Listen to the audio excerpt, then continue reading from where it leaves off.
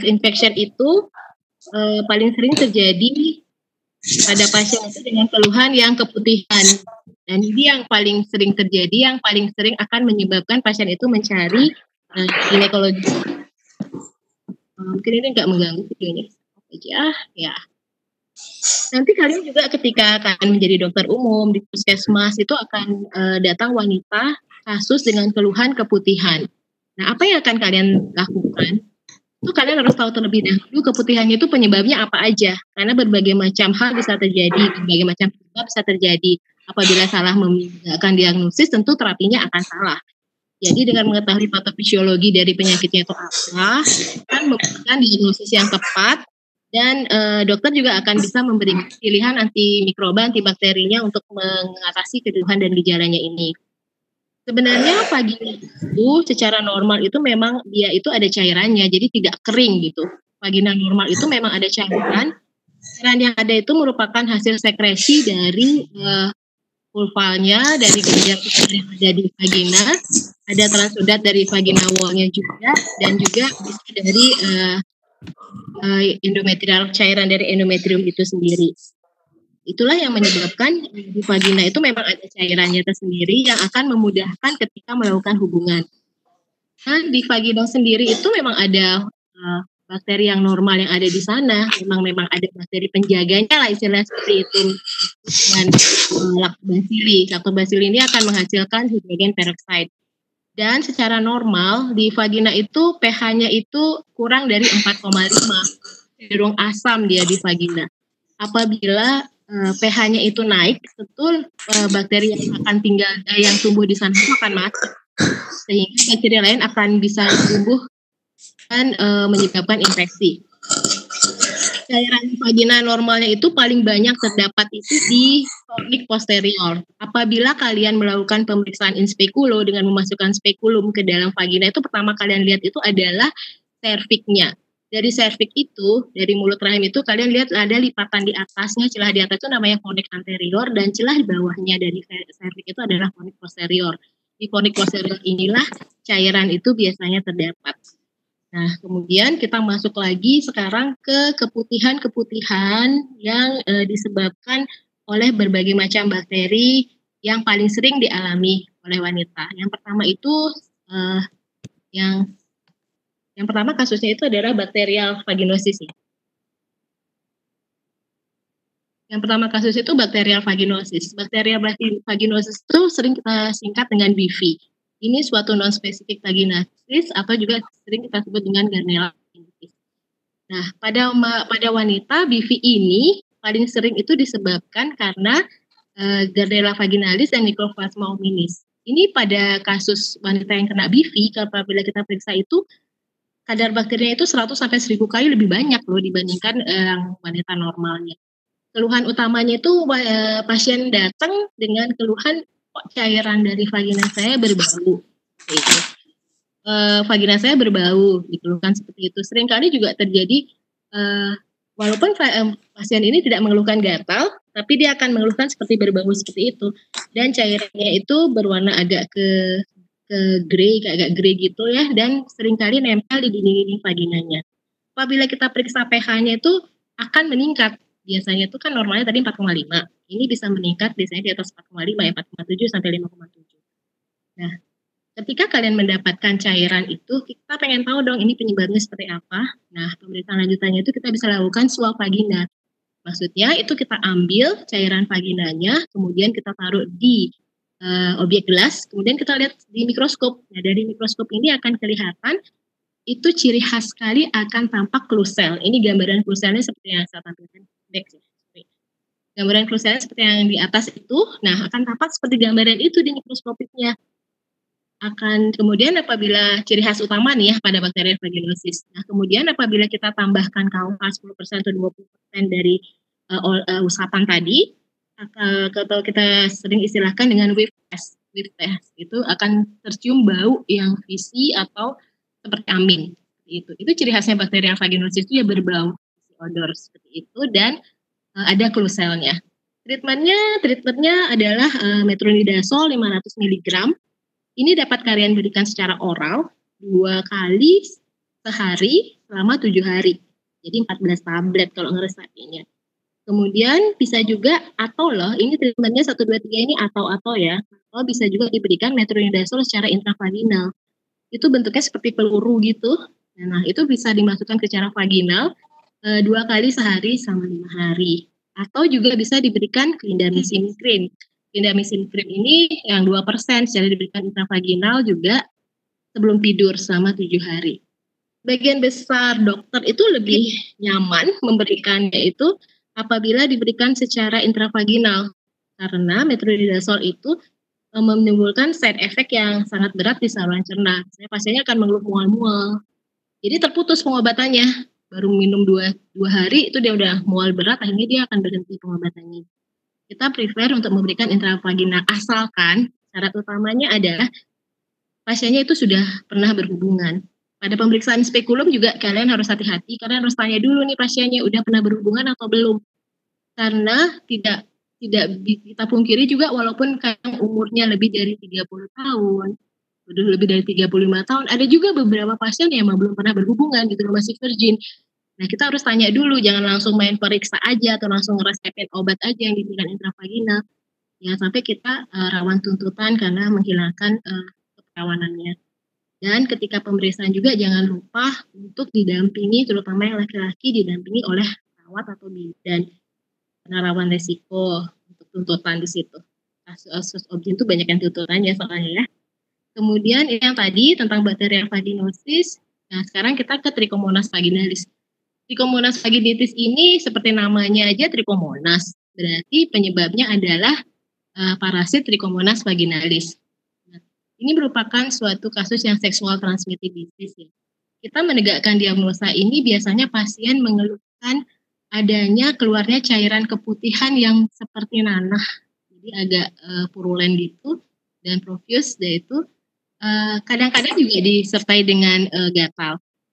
Jadi ini pada pasien ini apabila kita melakukan pemeriksaan secara intravaginal dengan spekulum, di serviknya itu akan seperti tampilan bintik-bintik merah, strawberry cervix ya kita istilahnya. Dan pastilah pH-nya akan lebih tinggi ya dibandingkan tadi, karena yang normal itu kan cenderung asam, ini lebih tinggi. Kemudian kalau kita lihat dari hasil swab vaginanya, kita lakukan pemeriksaan mikroskopik, kita akan dapat gambaran suatu trichomonas yang moktil. Dan kadang-kala juga disertai dengan meningkatnya jumlah leukosit. Klusel kadang-kadang ada apabila infeksi trichomonas ini disertai dengan BV, bakteria vaginalis, karena ciri khas klusel ini hanya pada BV. Kemudian web test juga mungkin positif kalau ada BV-nya juga. Terapinya dengan metronidazole masih merupakan drug of choice-nya pada vaginal trichomonas ini. Bisa diberikan single dose secara 2 gram secara oral, atau bisa juga diberikan secara multidosis 500 mg 2 kali sama tubuh. Dan ingat, trichomonas ini adalah sexual transmitted disease, berarti pasangannya itu harus diterapi. Kalau enggak nanti pasien kita sembuh nular lagi ketika berhubungan dari pasangannya. Kemudian pada pasien yang tidak berespon dengan inisial terapi tadi yang single dose itu, kita bisa switch ke terapinya dengan yang metronidazole yang 500 mg. Ya. Ini penyebab yang ketiga dan ini merupakan penyebab terbanyak sebenarnya, yaitu vulvovaginal candidiasis. Yang namanya candidiasis itu pasti kalian ingat akan namanya jamur candida ya. Sebenarnya ini wanita-wanita, hampir 75% wanita itu pernah mengalami infeksi ini. Mungkin tanya aja teman-teman kalian atau kalian sendiri pernah merasakan keputihan, kemungkinan besar disebabkan oleh vulvovaginal candidiasis ini. Dan dari kasus ini 85% sampai 90% disebabkan oleh Candida albicans, walaupun Candida yang lain juga bisa menyebabkan seperti Candida glabrata dan Candida tropicalis. Nah, yang paling sering itu adalah Candida albicans. Faktor predisposisi kenapa bisa terjadi candidiasis vulvovaginal ini biasanya karena pemakaian antibiotik jangka panjang, penurunan daya tahan tubuh, terus faktor hormonal misalnya pada kehamilan dan juga pada diabetes. Nah, kehamilan dan diabetes ini disebabkan karena kualitas imunitasnya sudah mulai menurun pada kehamilan sehingga terjadilah pertumbuhan jamur yang lebih banyak.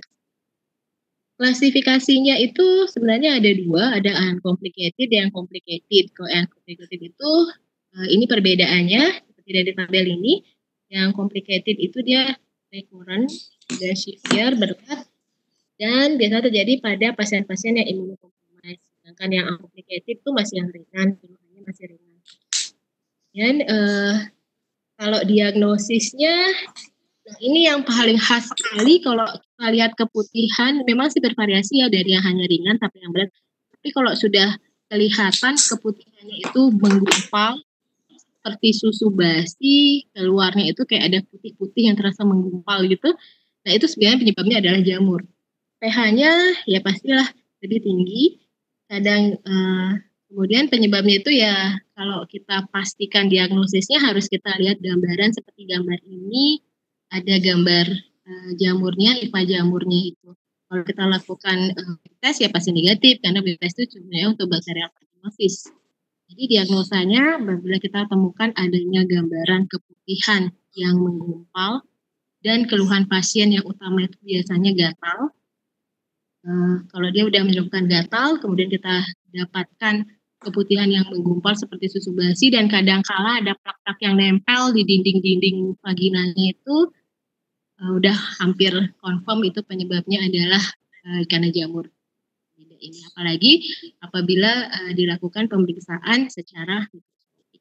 Treatmentnya bisa diberikan secara topikal, golongan asol, obat golongan asol ini bisa diberikan. Kemudian ada juga yang oral, paling sering itu kita bisa memberikan tuh oral antifungalnya. Yang fluconazole 150 mg yang single dose, jadi sekali aja dikasih 150 mg untuk oralnya. Ini untuk terapi vulvovaginal candidanya paling bagus.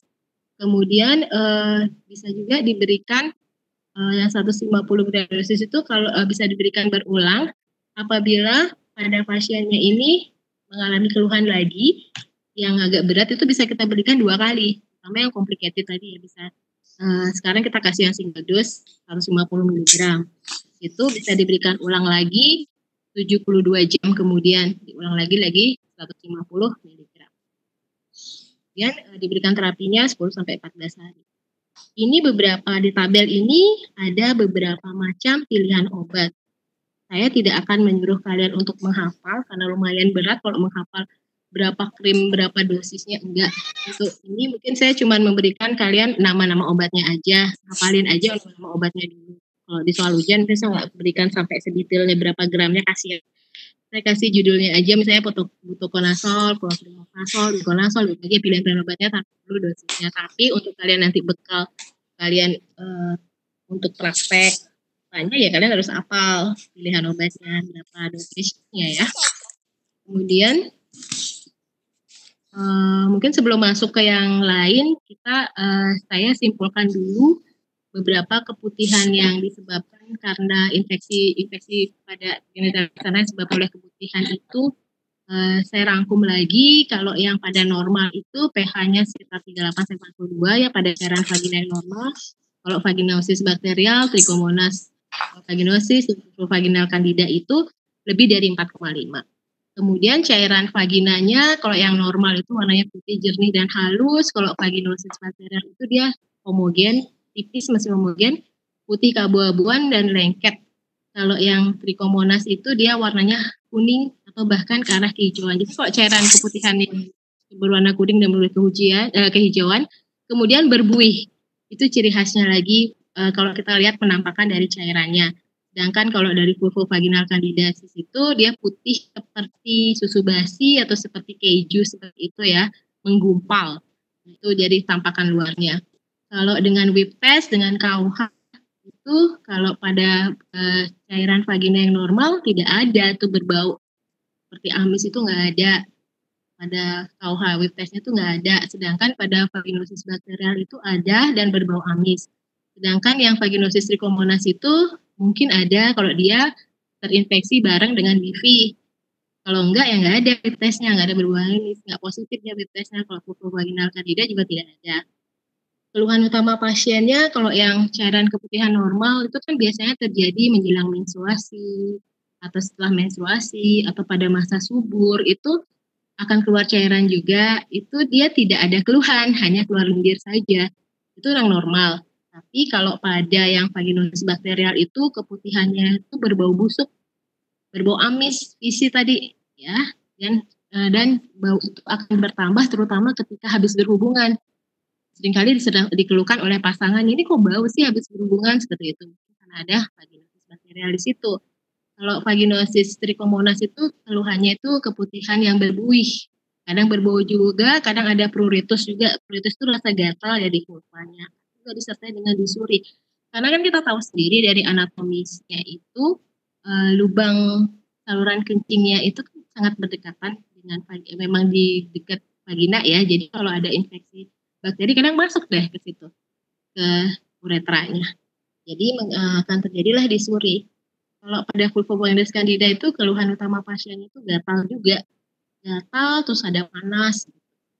Nanti dari tampilan mikroskopiknya kok kita bisa simpulkan lagi kalau kalau pada kasus keputihan yang normal itu mikroskopiknya itu hanya ada lactobacillus dan epitel, sedangkan pada vaginosis bakterial itu ada Klebsiella. Ciri khas utamanya ada Klebsiella. Kemudian pada vaginosis trichomonas itu Trichomonas sendiri dan ada leukosit, sedangkan pada Candida akan ada hifa seperti ini, pucuk-pucuk jamurnya. Itu aja sih saya simpulkan. Nah, mungkin kalian kalau hafal itu aja udah gampang banget sih jawab soal ujiannya. Kemudian kita masuk lagi ke infeksi yang lain, kita mengarah ke cervicitis. Cervix itu, kan kita tahu cervix itu paling ujung yang kelihatan dari vagina ya, bagian rahimnya. Nah, cervix itu terdiri dari dua lapisan sel, yaitu sel epitel squamous dan epitel glandular. Nah, di antara peralihan epitel ini ada namanya squamous junction. Di situ paling gampang terjadi infeksi. Biasanya pada ectocervix itu sering terjadi infeksi yang disebabkan oleh Trichomonas, Candida, dan herpes simplex virus. Sedangkan kalau yang di glandular epithelium itu biasanya karena gonore dan jadi cara mendiagnosisnya adalah temukan dulu nih penyebabnya apa. Berdasarkan ada keluarnya discharge-nya itu ada cairan yang purulen. Biasanya berwarna kuning atau kehijauan yang seringkali disebut dengan mukopus. Apabila mukopus yang cairannya ini diletakkan di slide kemudian dikasih pewarnaan gram, itu akan nampak peningkatan dari jumlah dari neutrofilnya. Treatmentnya tergantung dari penyebabnya. Kalau Neisseria gonorrhoeae ini pilihan terapinya bisa cefixime, bisa ceftriaxone atau semua ya, bisa ciprofloxacin, atau levofloxacin. Sedangkan kalau dia penyebabnya adalah chlamydia trachomatis, itu bisa azitromisin, doxycycline, ofloxacin atau levofloxacin dosisnya. Kemudian kelainan yang berikutnya adalah atropik vaginitis seperti di gambar ini. Nah, ini di sini adanya inflamasi yang kemerahan itu. Yang kemerahan itu ada ruge vagina, itu ruge itu artinya lipatan-lipatan vagina ya. Jadi pada wanita yang sudah mengalami menopause, apakah dia menopause secara alami karena faktor usia, sehingga faktor usia biasanya sih wanita Indonesia rata-rata 50 tahun ke atas akan mengalami menopause, itu karena faktor usia sehingga kadar hormonnya ini akan berkurang, ovariumnya sudah tidak menghasilkan lagi. Nah, atau yang menopause disebabkan karena sekunder itu karena operasi, misalnya ada kista nih di ovariumnya besar, dua ovarium terpaksa diangkat nih ovariumnya dua-duanya sehingga tidak bisa menghasilkan hormonal lagi. Nah, itu akan terjadi menopause secara sekunder. Ini akan menyebabkan terjadinya inflamasi di vaginitisnya, itu akan keluar cairan yang purulen vaginal discharge sendiri. Dan karena dia tidak ada lagi yang menghasilkan cairan, otomatis akan terjadi dispareunia. Dispareunia itu nyeri ketika berhubungan. Di samping itu juga akan terjadi postcoital bleeding. Habis berhubungan akan terjadi perdarahan karena lecet di bagian situ nggak ada cairannya. Ya, pemeriksaannya itu pemeriksaan pada atrofi vagina itu bisa dilihat ada hilangnya juga ruge. Saya bilang tadi itu lipatan-lipatan vagina di tempat yang kemerahan itu ada lipatan-lipatannya. Itulah yang menyebabkan lipatan-lipatan vagina atau ruge itu itu bisa melebar sehingga kepala bayi itu bisa keluar melewati vagina. Dan setelah bayi itu lahir, giginya akan kembali lagi ke normal. Jadi tidak mulus banget vagina itu, akan ada lipatan-lipatannya. Kemudian secara mikroskopik juga dari vaginal sekresinya itu predominan dihasilkan pada basal epithelial dan number of deposit sendiri. Terapinya karena kurang hormon estrogen yang membuat di sana lebih lunak, lebih tidak kering, itu maka kita berikanlah estrogen vaginal cream. Ini dijual bebas. Durex juga, disebut mereknya Durex juga mengeluarkan Durex vaginal gel, itu biasanya diolesin sebelum melakukan hubungan, jadi tidak lecet dan tidak nyeri jika berhubungan. Bisa disarankan untuk orang kalian mungkin yang sudah menopause. Nah, pemberiannya ini 1 gram programnya secara diberikan secara intravaginal sampai 2 minggu. Ya, kemudian kita lanjut yang slide terakhir tentang intraepithelial disease di cervix, vagina, dan di vulva. Ini sebenarnya asal kalian tahu aja, ini bukan kompetensi 3. Oke. Kompetensi 2 ya, ini kan mengarah ke kanker-kankernya. Jadi saya nggak jelaskan juga tentang kelainan yang berupa kanker di sini karena ada juga yang kita berikan di kuliah ini adalah yang paling sering kalian temui, yang memudahkan kalian mengingat. Yang lain-lainnya boleh kalian pelajari sendiri, baca sendiri untuk penambahan pengetahuan aja. Kalau pada CIN ini awal dari suatu kanker itu adalah CIN pada serviks itu. Sebelum terjadi kanker serviks akan ada fase yang namanya CIN. Inilah yang kita harus diagnosa pada yang harus kita temukan pada pemeriksaan pap smear sebenarnya. Jadi proses kanker serviks itu kan lama, misalnya prosesnya itu bisa sampai 5-10 tahun. Jadi sebelum dia menderita kanker akan terjadi CIN dulu. CIN pun ada 3, CIN 1, CIN 2, CIN 3. Pada pap smear kita bisa mendeteksi sudah ada CIN apa enggak. Kalau kita bisa dapatkan adanya CIN1, itu kita bisa pengobatannya lokal aja untuk angkat serviks, nggak perlu angkat semua rahimnya gitu. Ini perlunya untuk mengetahui CIN. Nah, pada CIN ini ada metaplasia di transformation zone, seperti yang tadi saya bilang ada ini epithelial ada 2 jenis itu, ada batasnya itu squamous junction di situ. Nah, yang paling sering itu disebabkan oleh human papillomavirus 90%.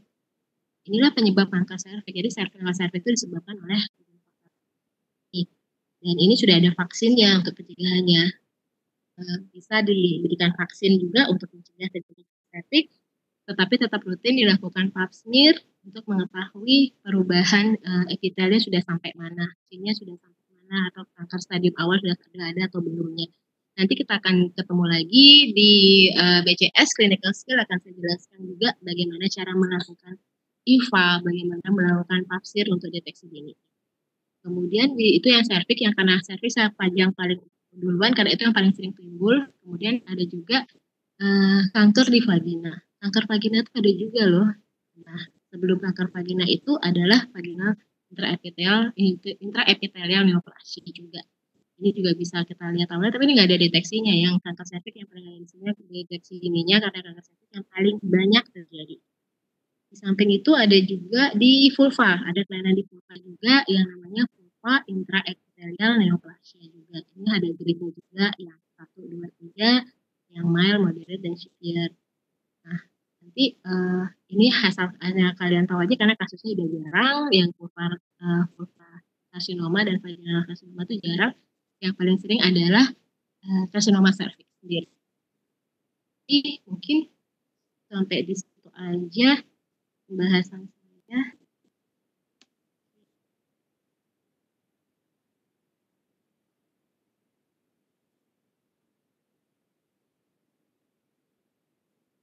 Jadi sampai di situ ya pembahasannya untuk yang pembahasannya sampai di situ aja. Mungkin kalau ada pertanyaan, kuliahnya mungkin sampai di sini aja karena saya memberikan yang genitalia eksterna, yang khusus, yang penting-penting aja, yang sering ditemukan dan gampang diingat. Kalau untuk pertanyaan bisa dituliskan dan diberikan ke korti kalian untuk nanti saya akan jawab ketika di sesi pleno. Ya. Saat ini tidak ada tanya jawab dulu, kalian harus baca lagi slide-nya, ingat-ingat lagi, terus baca lagi dari buku yang lain atau dari jurnal boleh, dari yang lain. Kemudian kalau ada pertanyaan bisa dituliskan, dikirimkan ke Kortinya, nanti Kortinya akan mengirimkan ke saya, baru nanti kita bahas pada pleno. Ya, dari situ aja kuliahnya, dan bisa istirahat dulu 30 menit sekarang. Makasih ya. Istirahat.